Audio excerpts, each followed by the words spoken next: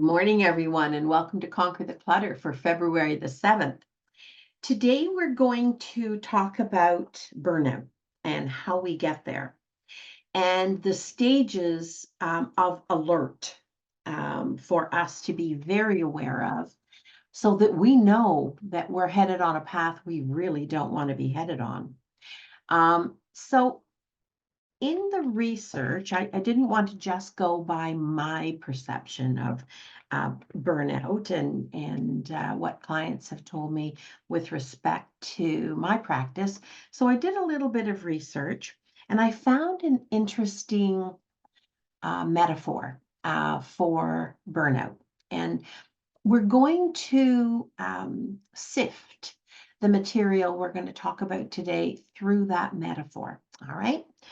So the question is, when something isn't an easy fix, when it's probably something you really aren't looking forward to do anyway, and this could be me, could be you, could be anybody, is the game actually rigged?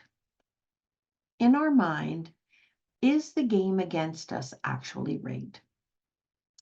And the only way then, because we don't have that expectation of certainty of success, that whatever we aim for, all right, to work, and we know we're going to have to work, I think unrelentingly would be to minimize it. We're really gonna have to slog this.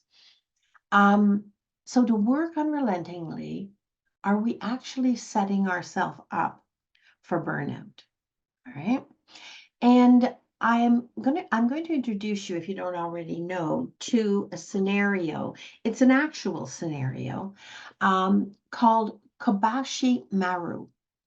And it is an acknowledged training simulation for an unwinnable is the operative word here, scenario. So right now, before we start this, I want you to stop. I want you to ask yourself, those piles, or not repeating this, or whatever element of clutter slash hoarding you are living with currently, to any degree, where in you do you find the this is not going to be easy? In fact, it's not going to be easy to the extent that I'm not sure I'm actually going to pull this one off. All right, or that it will be good enough. So back to Kobashi Maru. All right, simulation for an unwinnable scenario. The point, I mean, who would do that? The point of Kobashi Maru, apparently, is to test your character, right? Now, you can't win. It's an unwinnable. There is no way out. Sort of like one of those, I want another analogy would be, you know, those jailed or locked in games they have now, and who would sign themselves up for this, where you get locked in a room and you're given clues, and the little team of people who are in the room, so basically with clutter and hoarding, you're your own team. You all have to put your heads together to find the way out. All right. And presumably there is a way out. And the degree to which you use the information accurately and you cooperate with all parts of yourself, which is the team, and you remain beyond curious, determined, at least in that scenario, there is at least one solution that will work. So somewhere between Kobashi Maru, unwinnable, and this locked in a room thing you pay for as a game, somewhere between that, I want you right now to take a second and I want you to figure out, as you're thinking of the project or the situation that you most want to overcome, you want to win. All right, you want there to be a way out of it so it will end. Where are you between those two extremes? Where are you feeling it? Okay. Because with Kabashi Maru and probably with the locked in a room game that you actually pay for, you can't win easily. There's no guarantee at all. So really, the goal might be to accept defeat in a way that is honorable for you. You don't have to sacrifice every bit of your self-esteem, every bit of energy, every bit of hope, every bit of whatever. All right. And is that why we never finish? When I was reading this, this is the first I'd heard of Kabashi Maru. And I think it's an interesting correlation with what many people experience with clutter and with hoarding. All right. Is that why we never finish? Because not to finish leaves us with an honorable way out. We can always come back to it. It's not about us. It's not done yet. All right. Why? Because the goals we seek, all right, why is it unwinnable? Why is it that we have to tell ourselves this odd variation of some level of truth that isn't quite the truth? All right, because the goals we seek keep moving away as we approach. Now, with clutter and hoarding, that goal that we keep approaching is really about when what we've done is enough. So enough is going to be that thing we're in search of. All right. And in the wake of, because at a certain point, I mean, I've only done this work with people and the people who love them and the people who professionally work with them for 23 and a half years. And what I have to say is there is a wake, everybody tells me, at some point of disappointment. It wasn't enough. It didn't work out the way they hoped. They just couldn't persist enough.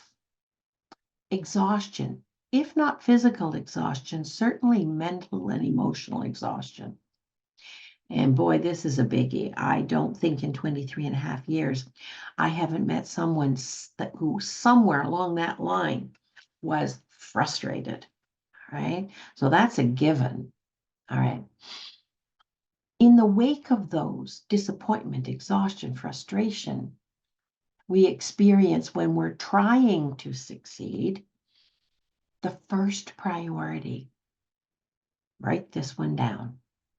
When you're feeling that continuum, it's only going one way, people.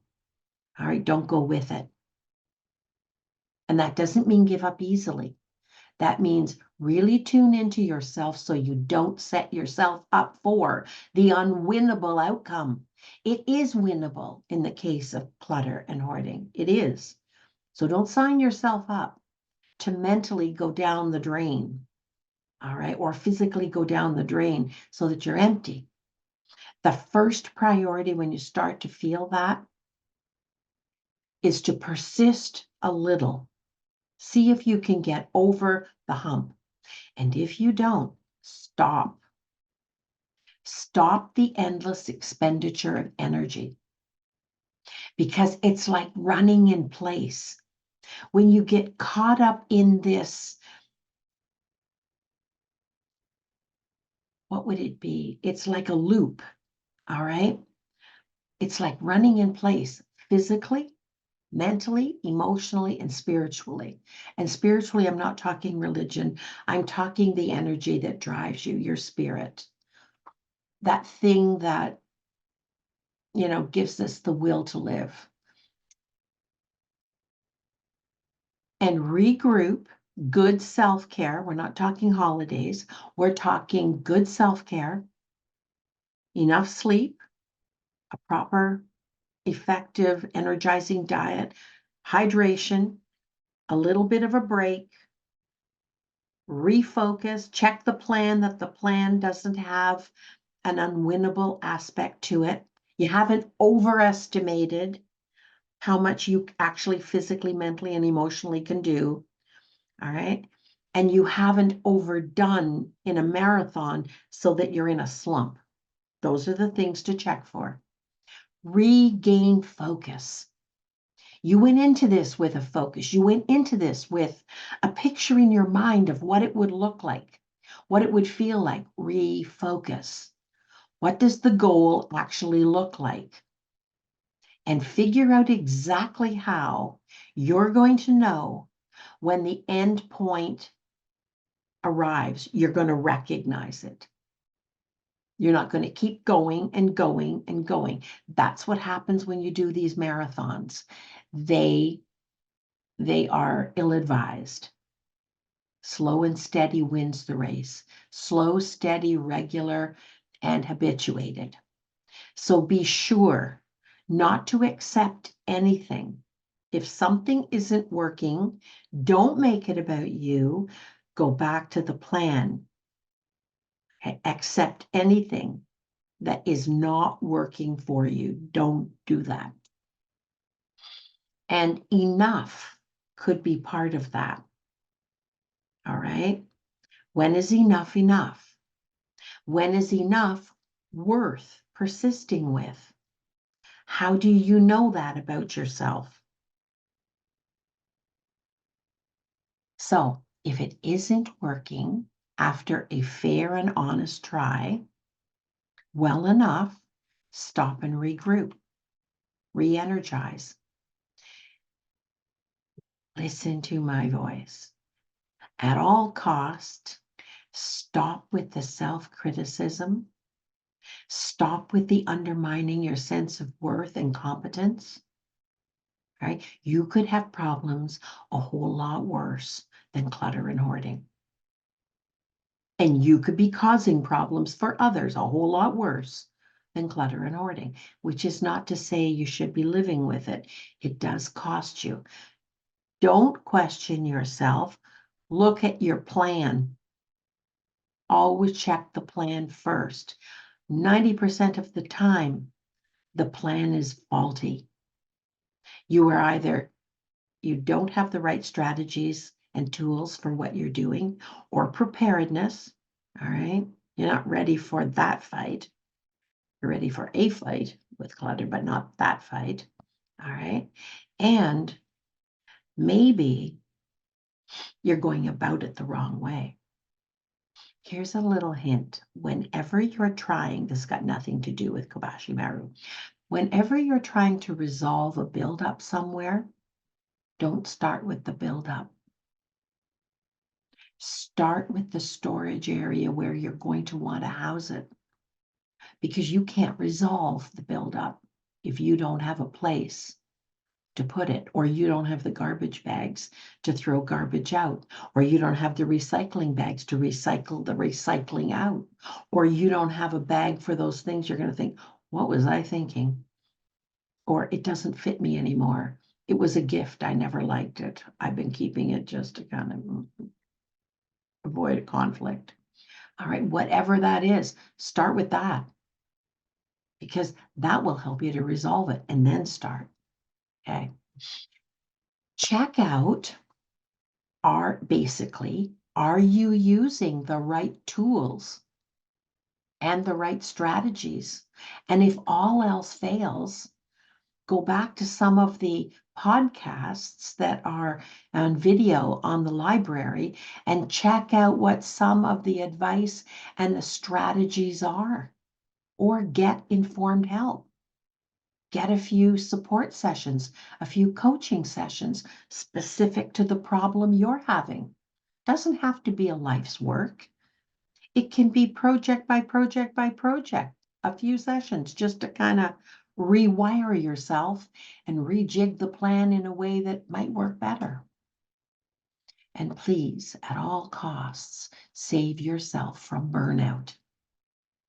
Because to persist with the Kobashi Maru aspect of the scenario you're working on, that unwinnable, undoable aspect, not the whole story, just maybe the piece you're working on, okay, that, if you persist at that, is going to suck every bit of energy you have, every bit of optimism and determination. It'll use it up. When we find ourselves in a state of disappointment, now we're talking a state of mind. We're not talking a little impulse of disappointment. That goes with life. Exhaustion. You know how you know exhaustion? You can't focus anymore. You can't focus anymore. You don't have to have ADD and ADHD. You really can't focus anymore. And frustration. Frustration to the point that you're using 3 and 4 times the energy that your body produces. All right, just to keep going, just to keep looking at it. We need to go back and figure out how the bleeding, because that's what we're doing, how the bleeding of our focus and energy started. At what point did we start to go absent without leave mentally, energy-wise, emotionally? And why? Why is that happening? How is it happening? When did it start? Go back and spend a little time. You know why? So that we can prevent it from happening again and again and again and again, because it will. That may be your natural way of making progress. It might not be a good way with respect to this particular thing you're trying to complete. All right? Self-exploration is a really good thing, because you are the unique piece in whatever the challenge is you're setting yourself. We need to talk about that part of ourselves that we use or we allow, the emotions associated with, to get us to the point. What are you saying to yourself? What are you not recognizing? Have you put blinders on? And you think there's merit in just persist, that actually might be a brick wall. All right, recognize it for what it is. And you're going to know it because you're going to be experiencing, first of all, frustration, disappointment. Why isn't this working? What's wrong with me? What's wrong? You know the story you say to yourself. You know that internal dialogue to the point of exhaustion. Okay. And then right after that, when you stop, the feelings of failure. Okay. The feelings of not being enough. Something beat you. Because those will work against us. Don't let yourself go to that point. Better to do. Really, truly. All right. 15 minutes every day, reliably. And if you aren't creating, if you live by one other rule, that today's work belongs to today, you don't leave it till tomorrow, you are on your way out of the situation. You are on your way seriously solving the situation. Go back to the point you left off at, pick it up tomorrow and do another. And you know what? If you get really good at it, you can do one more 15-minute episode, but set an alarm. Set an alarm. When the alarm goes off, your 15 minutes is up. And when you say you're going to work another 15 minutes, you go the whole 15 minutes. You know why you do that? So that you can stop the habit of over-promising. You then know if that second 15 minutes was too much for you. And you adapt. That's how you learn. You make yourself accountable and you adapt. So maybe you only ever do 15 minutes, but it's 15 minutes reliably, and it's 15 minutes full out. We need to identify, particular to the job we're doing, and then we need to access and keep right at hand. So you're not wasting time and energy going looking and finding. The skills, they are specific to whatever the job is that's in front of you. The tools, and sometimes those tools are parts of ourself experience we have. And those are the things we need to stop the bleeding. And part of the bleeding, okay, is that feeling of frustration and disappointment. And why? Why is that important? To save ourselves from wasting our life in pursuit of things we are not prepared to deal with. We're not prepared to finish. And when we habitually start things and don't finish them, okay, the time we spend, all right, sort of just pecking at the goal, it's not a goal anymore. When you have enough experiences of disappointment, frustration, exhaustion, giving up, dissatisfaction, lack of success, that thing doesn't stay a goal. But what haunts you, what bothers you to make you want to do it, makes it into, you know what a mirage is? It's out there, you think you see it, but you know what? You never reach the mirage. Don't let your goals become a mirage because you go about it the wrong way and you don't pace yourself. Gosh, even an Olympic athlete, all right, Eve has to practice. And you can be darn sure that in the first while, and they have to have the right shoes, and they have to do their stretching, and they have to get their coaching. Every one of those winners won because they decided they were going to do it. They did the practice 15 minutes a day. They have the right tools. They're wearing the right shoes. You know, whatever their spandex isn't too tight. And they persist, but they also get coaching. You can be sure that without coaching, the winner wouldn't be the winner. All right. And you can self-coach. That's why I do these podcasts. So start making those changes right now. Literally, save yourself physically, mentally, emotionally, and spiritually, because no one, no matter how intent you are, no matter how determined you are, no one is exempt from the stress response cycle. I can even get myself into a tizzy and have to go, whoa, wait, take your own advice. Whoa, back to the drawing board, Elaine. Why is this not working, Grasshopper? Okay, and go back to the basics. If it's not working, go back to the basics. And what we need most is to talk about right now where that bleeding of energy, of focus, where does that come from? Is there something that you're doing or saying to yourself habitually that ends you up in the same place? Right now, if that's true, that if that's your experience, yeah, you know, it's the same slugging, it's the same whatever.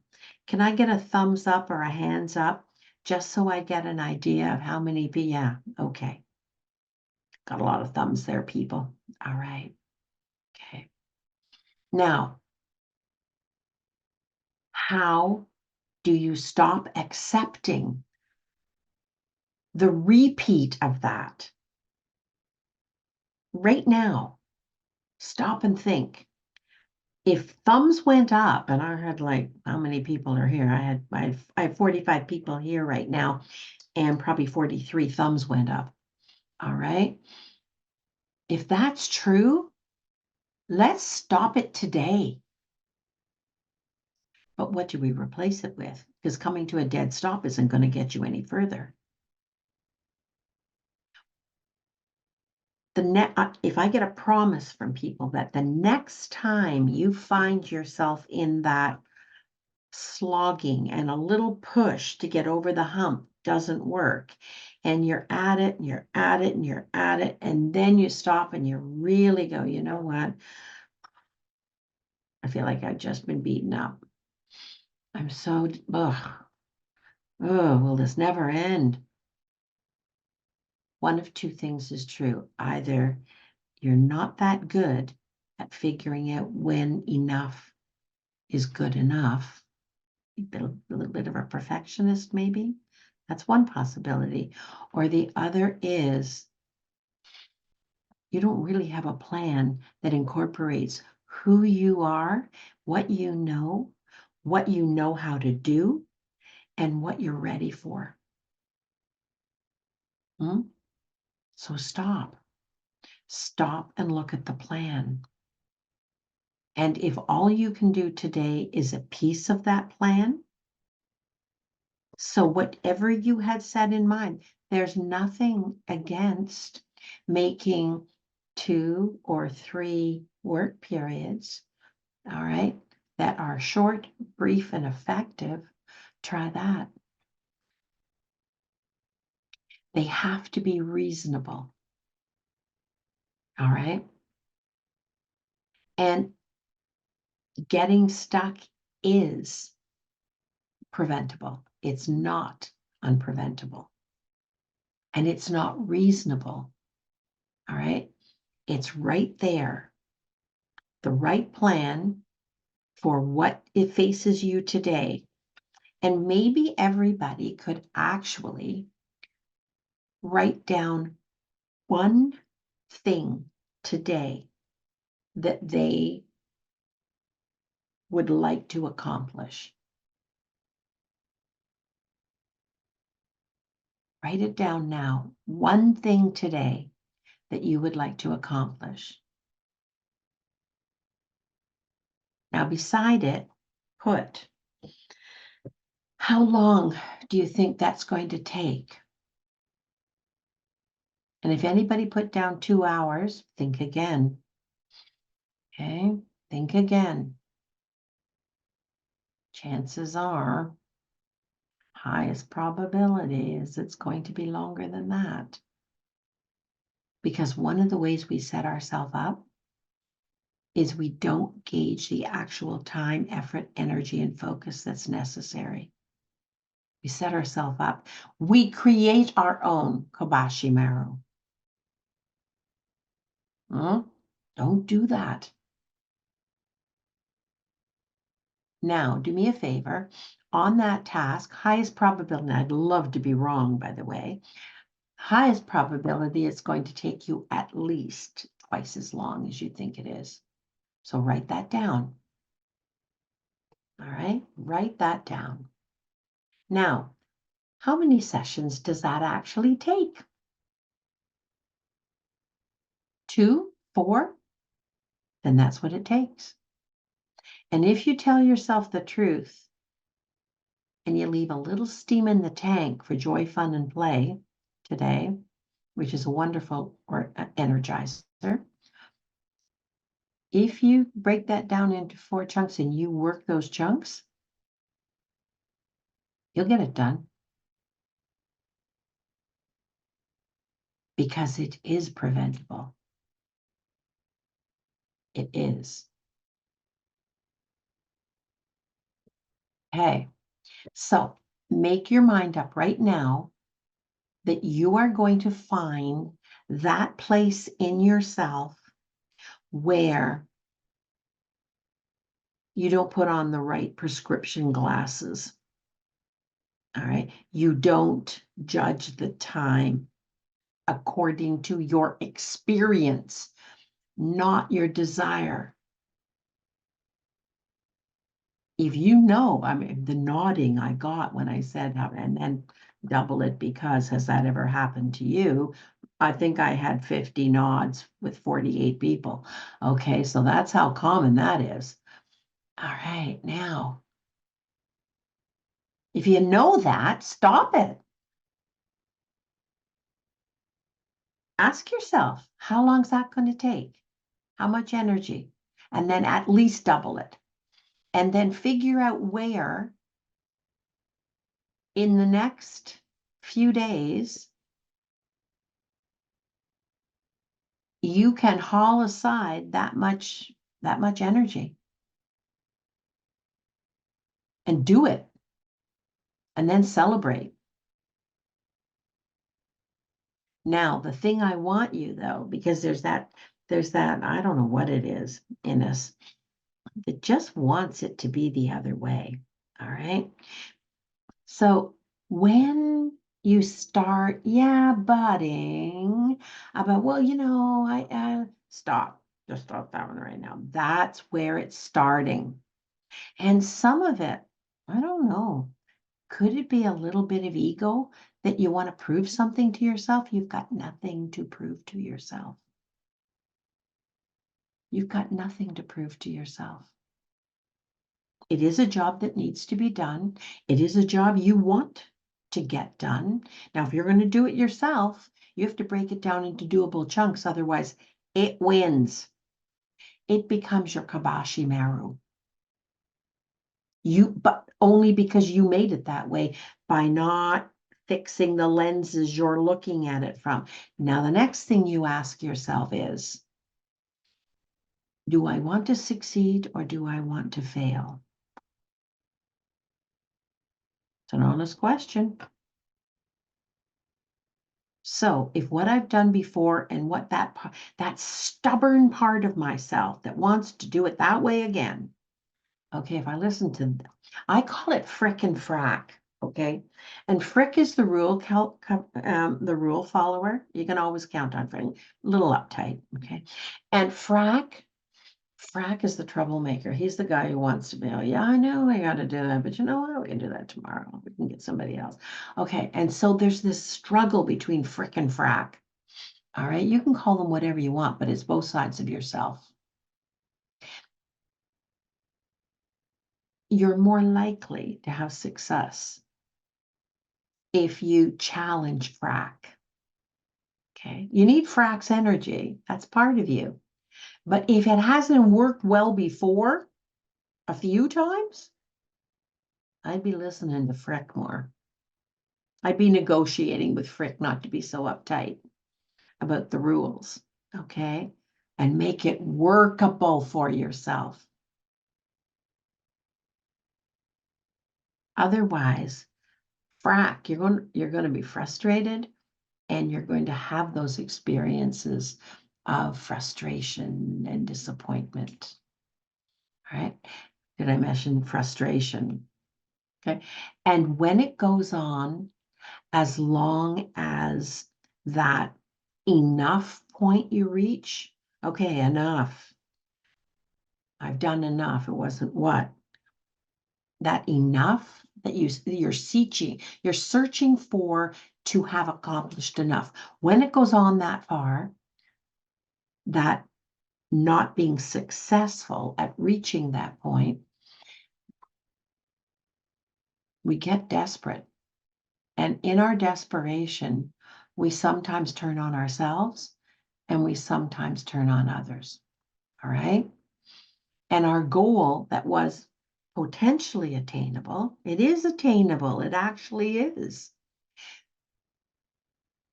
becomes unattainable in our mind. You know why? Very simply, we've talked about the hormonal balance in our system. Our dopamine levels have just dropped off significantly. Okay. And you need dopamine. And when that happens, We just begin to float in a state of overwhelmed. You know that dithering thing that happens? You really are determined, you really want to do it, you're really going to slide, you're going to persist, but you're so overwhelmed you can't figure out what's next. Has anybody here today, hands up, thumbs up, whatever, let me know if you've ever been there. I have 48 hands up. That is surmountable. All right. Sometimes it looks like staying in bed. Sometimes it looks like hitting the couch. Sometimes it looks like Netflix. Sometimes it looks like fill in the blank. Right now, write down what your sometimes is. What is your most likely go-to when you're feeling that state of impending overwhelmness?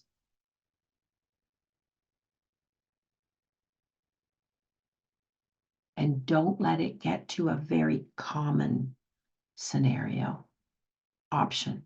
And that is putting on the blinders and not seeing what's there to be done. Because it feels like something bigger than you are. And so we can only afford to look at what we feel capable of actioning, of accomplishing. All right, so the blinders are a very common option. Don't go there. Okay, and that mysterious, insurmountable evidence, right, of our whatever our reaction is when we just persistently overwhelm ourselves, either by trying repeatedly using the wrong skills and strategies, or by avoiding. Both of those scenarios are going to feel like failure and disappointment. So let's do a check-in. What was the term you used? All right. You know, that thing that you listen to more than what will give you a better plan, give you a better idea of if I did it this way, where's the help I need to kind of figure it out? I'm a little bit lost. That part of you that doesn't do that doesn't access what's available. What was your word for where you go to? Okay. So was that word, that part of yourself, was it a positive, energizing, encouraging term? Somebody just made a face. I wish I could film it. That was like, are you out of your ever-loving mind? No, chances are it wasn't. And yet, do you use it about yourself and the net benefit of the action you're taking? Your effort? Is that the word you use? What is it, and do you use it? And is it positive? Does it just fill you with energy? Does it make you feel encouraged, even when there's still a challenge in front of you? It is possible, to stay energized. Okay. Maybe here is the saddest part about that. Doing and saying those things about ourselves, our competence, our history, about our history of success, our history of competence, maybe some of the voices from the committee, in our head. Mom always said whatever it is, all right? If we take ourselves out of this overwhelming, confounding situation, clutter, hoarding, what do we give ourselves? What are we putting in front of us that causes us to either avoid or stay confounded, stay overwhelmed in return? So that we sit there with a repeated experience of disappointment in ourselves, disappointment in our future capability, exhaustion, frustration about ourselves, not the situation. The situation deserves it. It's the situation that deserves that, not us. What do we do differently to overcome the challenges of the pile? What do we do differently to overcome it? Now, overcome it doesn't have to, the first thing I would suggest is overcome doesn't have to be done in one fell swoop. It didn't happen in one fell swoop. Why does it have to be resolved? And if you start at one point and you work space-wise along, you at least have a feedback of success, that it is possible. And how many times have you repeated this cycle long enough that you've habituated? When enough, that feeling gets reduced, and that reduction in your experience of success and progress somehow gets equated to your ability. And another way to do this is to continue to do that and then promise ourselves that we're going to do it differently, but we don't do it differently. And so you know what happens then? We avoid it. We avoid it. All right. When we do this misrepresentation to ourselves long enough, we can put ourselves in a state of learned helplessness. Now that should be scary. All right, that should be scary. Repeat, repeat, repeat with minor insignificant variations.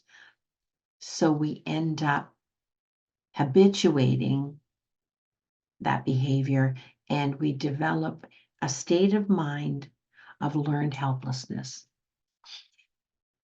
Human beings who repeatedly find themselves in bad situations from which they feel, and they've almost come to believe, they can't escape, it's just going to turn out that way. It's just going to turn out that way.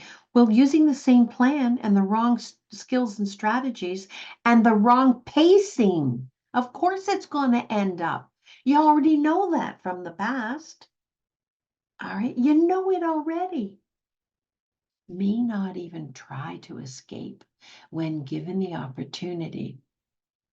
So it's right in front of you. How many of these podcasts are there? They go back, I think, almost 3 years, because it was the first March of COVID when I started.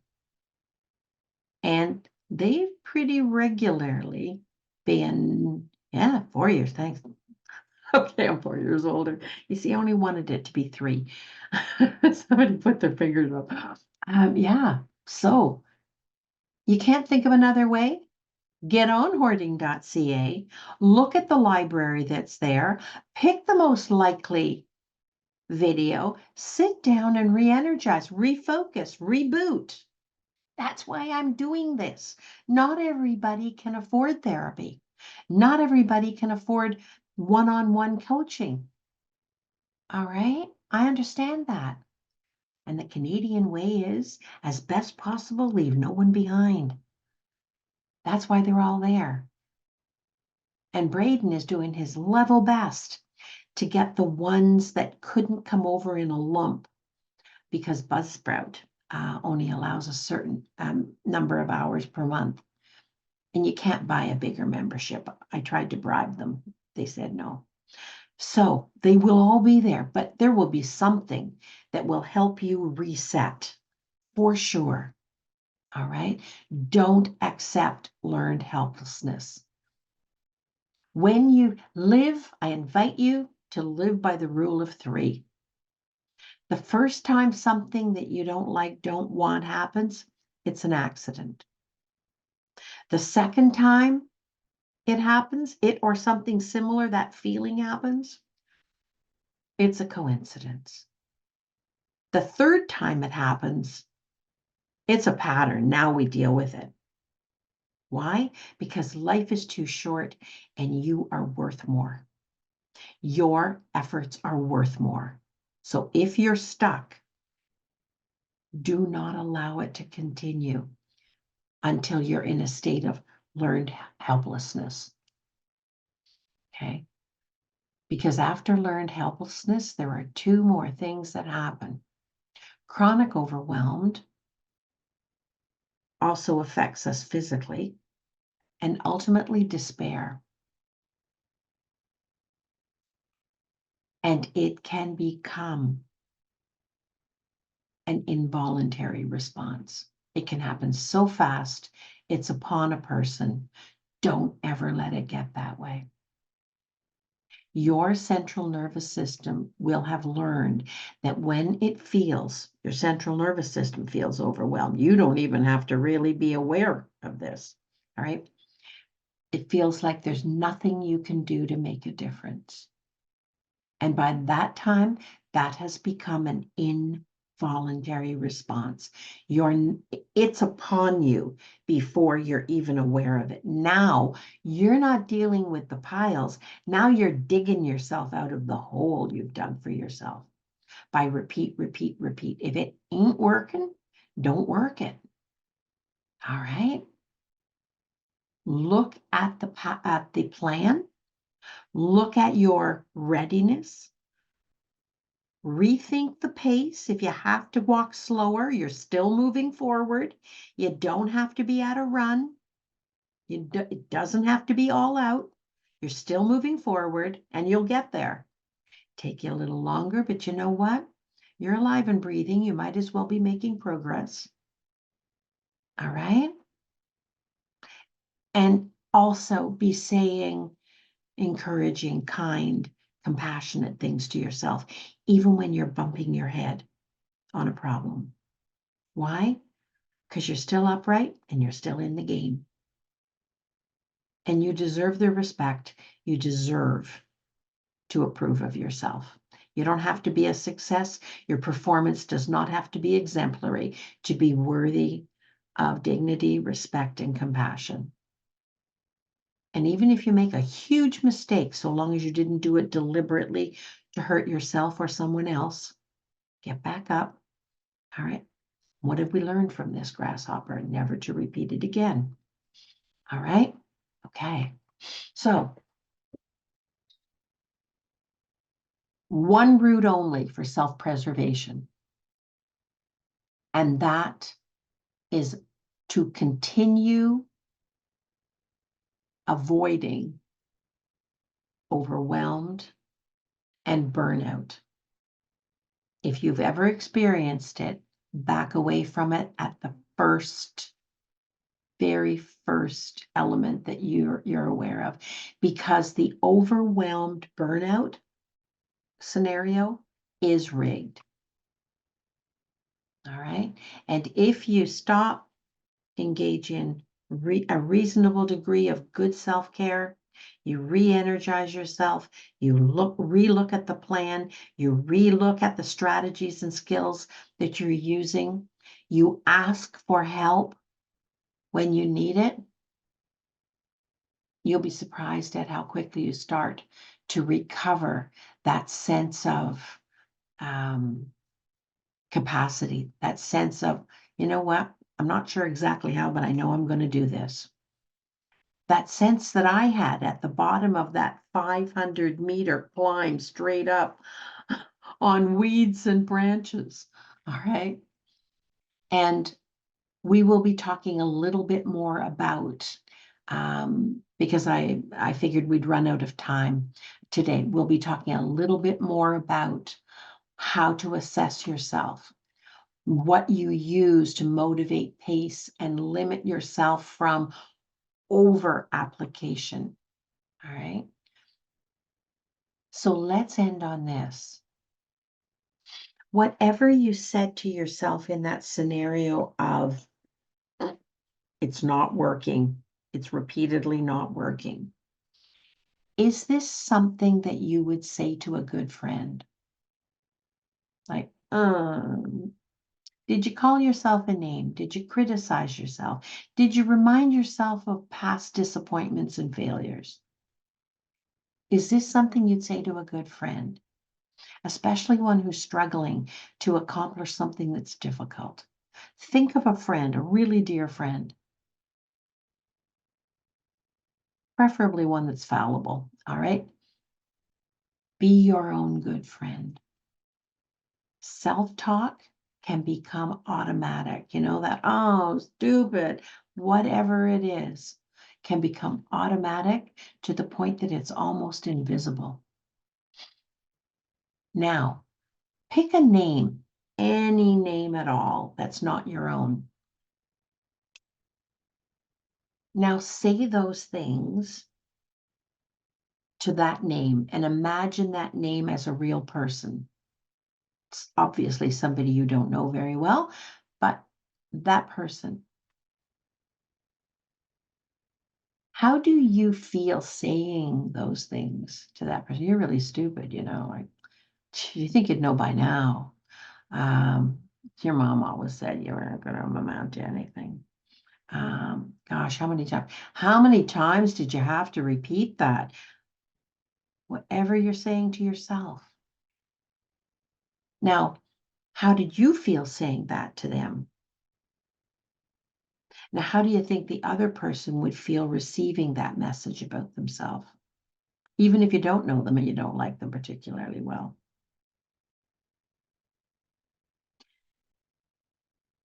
You got a little bit of a taste of that? Okay. Why would you be saying it to and about yourself? Because it's become an involuntary automatic response. That's why. It never was true. It isn't true today. It never will be true. Not if you're showing up here every week. Not if you're trying your best in between to make that difference that counts. Does that term or set of labels, do they fill you with energy? Does it empty you a little? Next week, if my plane isn't in the air, we're going to look at what makes us stronger. How do we make ourselves stronger? All right. Now, there is only one solution to that involuntary automatic response that is negative, punishing, and blaming. And that is to catch it when you say it, and then to talk back to it right away. You know, the backstroke in swimming, backstroke right out of it, with a lot of other things that are true about yourself. That's the only way to even the odds from living your own version of Kobashi Maru. All right. And don't contribute to fine tuning the insurmountable. There are enough challenges in life. All right. And with the right help and the right knowledge, most of us, all of us can overcome most of them. And there's always somebody else there to help. Okay. Maybe that help, maybe that advice, maybe that reminder is in the webcast recordings on hoarding.ca that you can take a little bit of a check-in with. Heaven knows there are enough topics there. And they're all researched and they're all free. Go get it. Take care. See you. I hope to see you next week. You'll get a notice one way or the other. Okay? Take care, everybody. Make it a good week.